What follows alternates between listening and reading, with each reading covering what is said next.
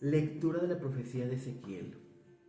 Esto dice el Señor Dios: si el malvado se convierte de todos los pecados cometidos y observa todos mis preceptos, practica el derecho y la justicia, ciertamente vivirá y no morirá. No se tendrán en cuenta los delitos cometidos por la justicia que ha practicado. Vivirá. ¿Acaso quiero yo la muerte del malvado? Oráculo del Señor Dios. ¿Y no que se convierta de su conducta y viva? Si el inocente se aparta de su inocencia y comete maldad como las acciones detestables del malvado, ¿acaso podrá vivir? ¿No se tendrán en cuenta sus obras justas porque hizo mal y por el pecado morirá? Insisteis, no es justo el proceder del Señor. Escuchad, casa de Israel. ¿Es injusto mi proceder? ¿No es bien vuestro proceder el que es injusto? Cuando el inocente se aparta de su inocencia, comete la maldad y muere por la maldad que cometió. Y cuando el malvado se convierte de la maldad que hizo y practica el derecho y la justicia, él salva su propia vida. Si recapacita y se convierte de los delitos cometidos, ciertamente vivirá y no morirá. Palabra de Dios, te alabamos, Señor. Muy buenos días, mi querido hermano. El día de hoy, la liturgia de la palabra nos sigue instruyendo y nos sigue llamando al cambio, nos sigue llamando a la conversión. Y nos pone dos parámetros. Nos dice, si el malvado se arrepiente del mal que ha hecho, se arrepiente de sus pecados y empieza a practicar la justicia, yo les aseguro que ciertamente vivirá y no morirá. Y no se tendrán en cuenta los pecados que haya cometido por la justicia que está practicando. Y luego nos viene acá la contraparte. Y si el inocente o el que se cree justo se aparta de la justicia de Dios y comete las maldades que cometió el malvado, ¿acaso podrá vivir? ¿No se tendrán en cuenta sus obras justas por el mal que hizo y por el pecado que cometió morirá? Insisten en que no es justo mi proceder. ¿No es más bien injusto su proceder? Porque se apartan de la justicia, porque se apartan de practicar las buenas obras. Y la lectura cierra diciendo, cuando el inocente se aparta de la inocencia, cuando el justo se aparta de la justicia y comete maldad, muere, pero muere por la maldad que cometió. En cambio, cuando el malvado se convierte de aquel mal que hizo y practica el derecho y la justicia, salva su propia vida. Si recapacita y se convierte de los delitos, ciertamente vivirá. Y con esto recuerdo, mi querido hermano, y no puedo dejar de tenerlo en mi mente, la parábola del fariseo y del publicano. El publicano se sentía totalmente indigno y presenta un corazón contrito al Señor. Señor, he pecado, te he fallado, te pido perdón de todo corazón. Cuando llega el publicano al templo, deberíamos de preguntarnos, ¿qué significó para el publicano llegar al templo? Tomando en cuenta que eran llamados publicanos porque trabajaban para el Imperio Romano. Es como cuando alguien en el tiempo actual trabaja o vive en la política. No eran bien vistos porque eran personas que eran juzgadas y que se creía que abusaban del pueblo y se enriquecían de manera ilícita, abusando de los impuestos que cobraban a la población.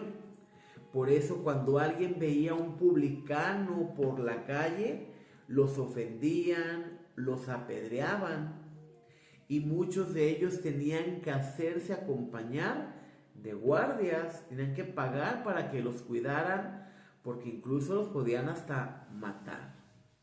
Sin embargo, este publicano que se acerca al templo deja todo en manos de Dios. No permite que alguien le acompañe. Él toma el riesgo y va hasta el templo para pedir perdón a Dios de manera totalmente sincera. Señor, te he fallado.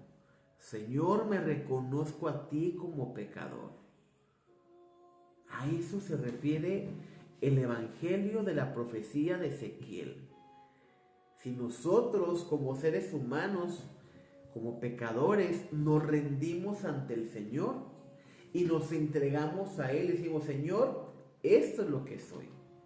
Enséñame a hacer el bien, enséñame a practicar la justicia y nos alejamos del pecado, ciertamente viviremos. Y no me refiero únicamente a este ciclo de vida terrenal, me refiero a la vida eterna. Esa es la tierra prometida, el cielo, la vida eterna. Jesús nos dice, en la casa de mi Padre hay muchas habitaciones. Ya está la mesa puesta. Ya está tu silla con tu nombre.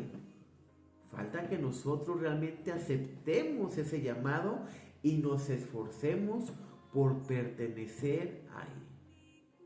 Muchas veces nos esforzamos por ser aceptados, por encajar en el mundo, en ocasiones con situaciones que ni siquiera van con nosotros mismos, pero el chiste es quedar bien, el chiste es encajar en el mundo.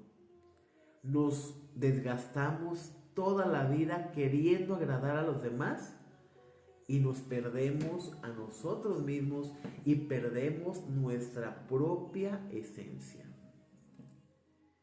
¿Y con quién podemos comparar la actitud de aquel hombre justo que se aparta de la justicia y se aparta de Dios? Pues viene a mi mente la actitud del fariseo. Los dos acudieron al templo, el publicano arrepentido con un corazón sincero. Y aquí recordemos que un corazón contrito, un corazón arrepentido, Dios nunca lo desprecia si de verdad hay sinceridad en ese corazón. El fariseo estaba lleno de soberbia. Señor, te doy gracias, Señor del cielo y a ti te doy gracias porque yo no soy como aquel publicano, porque yo sí soy bueno, porque yo sí doy el diezmo, porque yo sí ayudo, porque yo soy casi un santo y ya tengo la aureola. Y Dios no quiere nuestra arrogancia, y Dios no quiere nuestra soberbia. Por eso Dios enaltece al humilde y al soberbio lo humilla. Porque en el fariseo no había verdad, no había un cambio real. Por eso Jesús les llama con todas sus palabras hipócritas. Ustedes que se pavonean en la calle, ustedes que se creen los buenos, pero que no son capaces de hacer el bien a los demás. Que les preocupa más que yo cure en sábado, que yo expulso un demonio en sábado, antes que la misericordia. Y yo quiero misericordia, no sacrificios.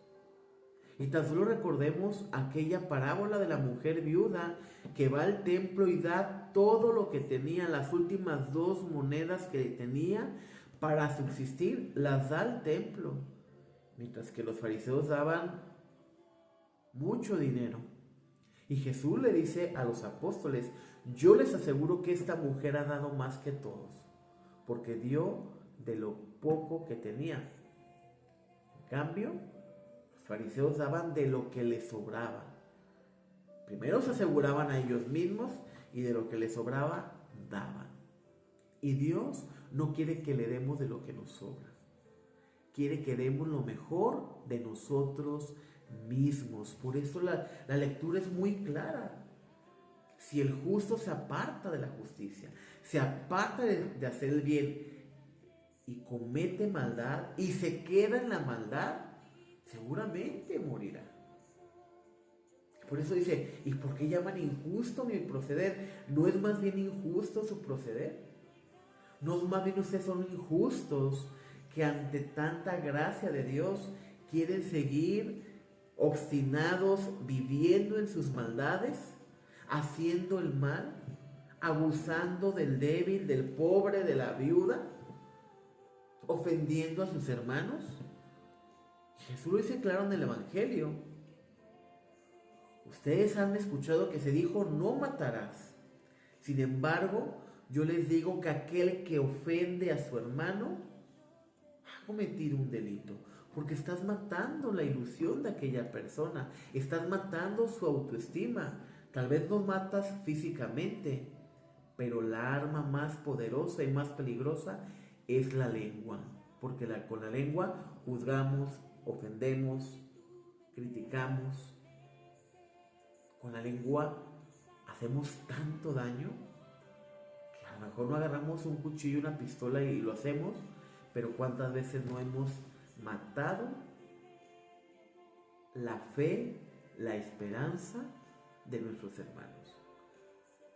Y eso también es un pecado. El día de hoy, mi querido hermano, te invito a que ahí donde te encuentras cierres tus ojos, pongas tus manos en tu corazón y en tu mente repitas el siguiente salmo. Si llevas cuenta de los delitos, Señor, ¿quién podrá resistir? Desde lo hondo a ti grito, Señor. Señor, escucha mi voz. Estén tus oídos atentos a la voz de mi súplica. Si llevas en cuenta de los delitos, Señor, ¿quién podrá resistir? Si llevas en cuenta de los delitos, Señor, ¿quién podrá resistir? Pero en ti procede el perdón y así infundes temor. Si llevas cuenta de los delitos, Señor, ¿quién podrá resistir? Mi alma espera en el Señor, espera en su palabra. Mi alma guarda al Señor más que el centinela de la aurora. Aguarde de Israel al Señor como el centinela a la aurora. Si llevas cuenta de los delitos, Señor, ¿quién podrá resistir? Porque el Señor viene la misericordia, la redención copiosa, y Él redimirá a Israel de todos los delitos. Si llevas cuenta de los delitos, Señor, ¿quién podrá resistir?